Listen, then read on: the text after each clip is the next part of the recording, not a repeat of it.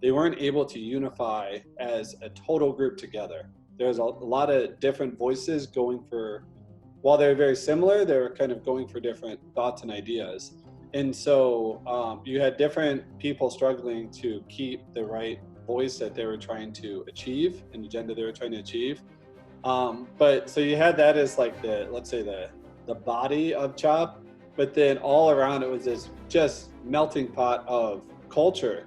I mean, white, black, homeless, rich, poor, everyone, playing music, lots of art, lots of long conversations. No one has anywhere to be except for right there. And this is kind of an Occupy movement in CHOP where, they're trying to occupy the space. So you have 6 blocks where everyone's just together and it's this beautiful kind of community. But you had a lot of, it just wasn't entirely civil. The Capitol Hill organized protest was an Occupy movement which began on June 8. The week leading up to the occupation of the Seattle neighborhood included face-offs between protesters and the police. On June 7th, a man drove his car into protesters and shot one of them, escalating the situation to the point where the East Precinct was evacuated. This was the beginning of an occupied zone which would last for weeks. But in order to understand what happened next, we need to take a look at history. Welcome to the Outspoken Narrative.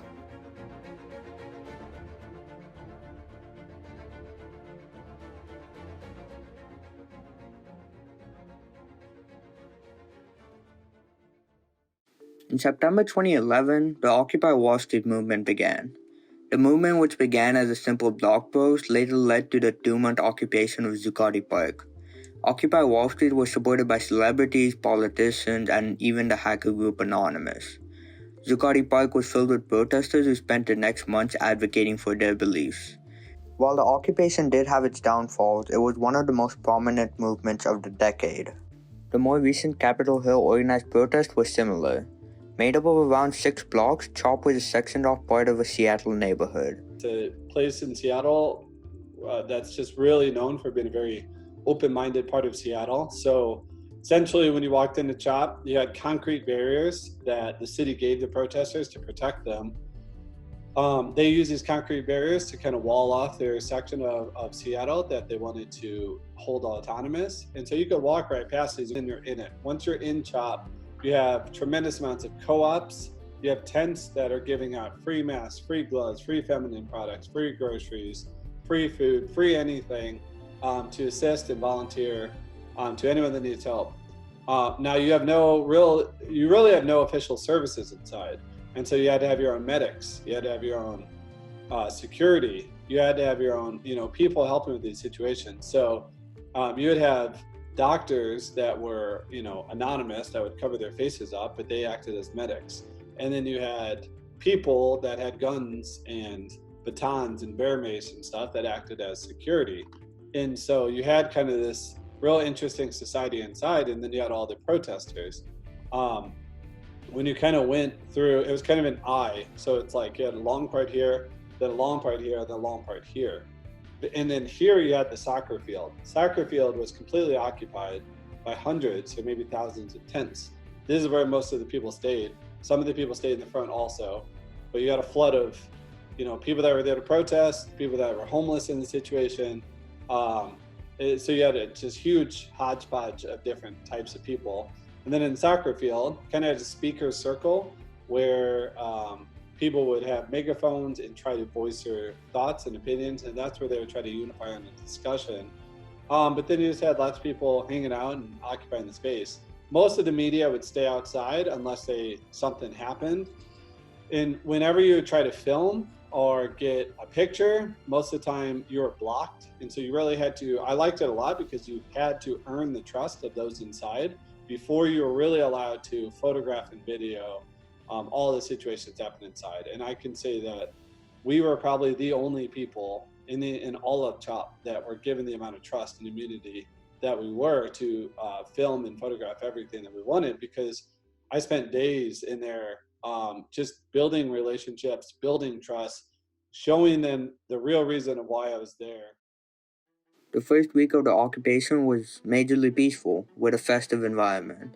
Art was being created, connections were being fostered, and important conversations were being had.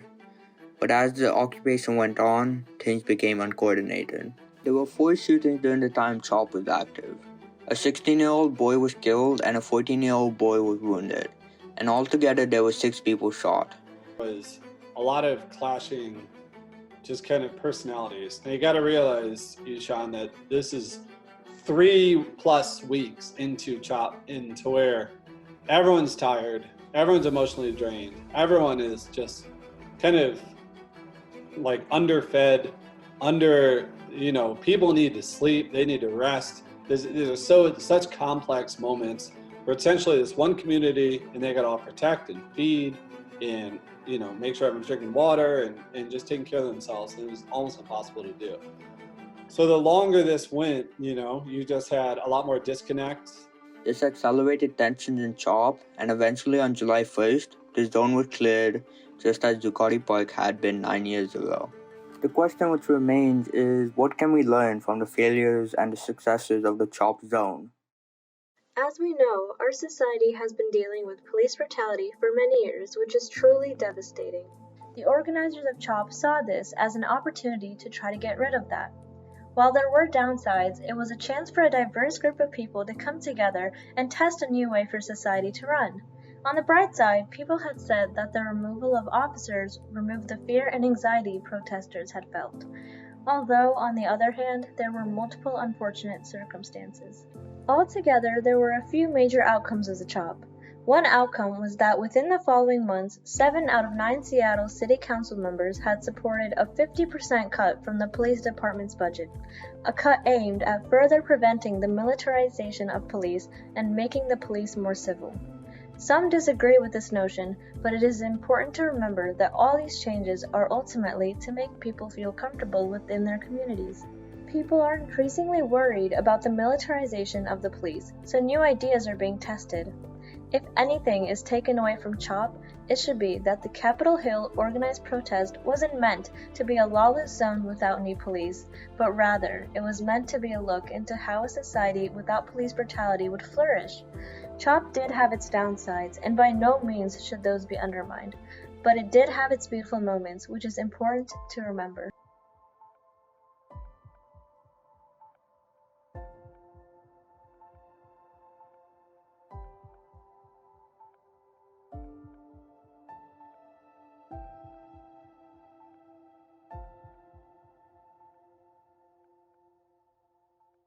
The leaders wanted 50% defunding, the mayor offered 5% defunding, and the meeting kind of fell apart because there's a lot of people that wanted to be inside. There could only be a certain amount of people inside. It kind of fell apart, and I knew from there that it was kind of coming to an end because the mayor is under so much pressure by the police to take a strong stance, by the local business owners to give them back their stores and their properties, and then to kind of just make a statement. But so from that I left, and then police came in probably 2 days later and then dismantled and took everything away. And it was all over from there. And obviously the discussion continued because again, they got 50% defunding on just a few days ago. So I'm so grateful and happy to hear that. But CHOP's, pretty much that part is fizzled for now.